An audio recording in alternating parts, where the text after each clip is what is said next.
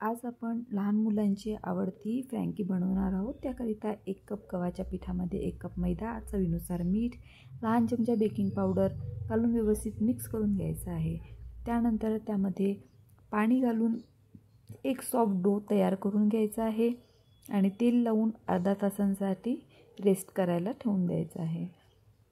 अर्धा तास झाल्यानंतर आपल्याला इथे एक पोळी लाटून घ्यायची आहे। ती नॉर्मल पोळीपेक्षा थोडी जाडी आणि आकाराने मोठी असायला हवी।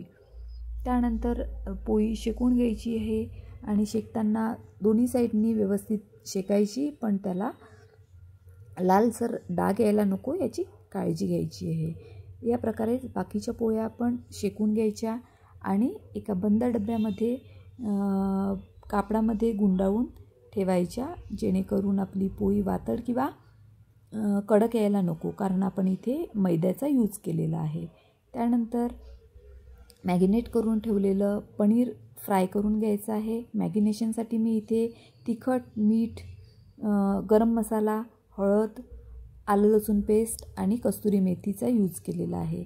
दोन्ही साईडनी व्यवस्थित परतवून घेऊन गॅस बंद करायचा आहे।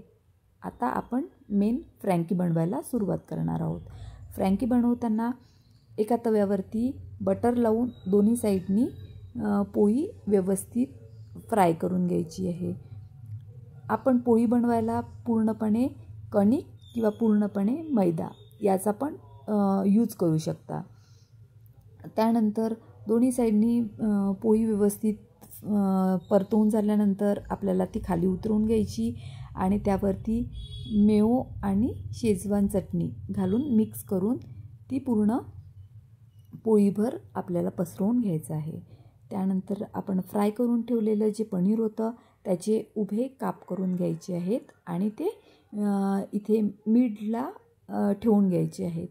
त्यानंतर आपल्या आवडत्या भाज्या उभ्या चिरून त्या यामध्ये ठेवायच्या आहेत। मी इथे कोबी, कांदा, शिमला मिरची आणि गाजर यूज केलेला आहे।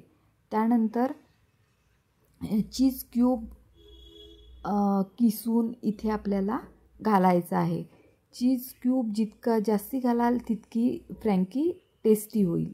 त्यानंतर इथे फ्रँकी मसाला जो मी घरी बनवलेला आहे तो टाकून घेतलेला आहे आणि फ्रँकीला रोल केलेला आहे आणि रोल केल्यानंतर ती परत एकदा तव्यावरती शेकून घ्यायचं आहे। इथे आपली फ्रँकी तयार आहे। आवडल्यास लाईक आणि सबस्क्राईब नक्की करा। धन्यवाद।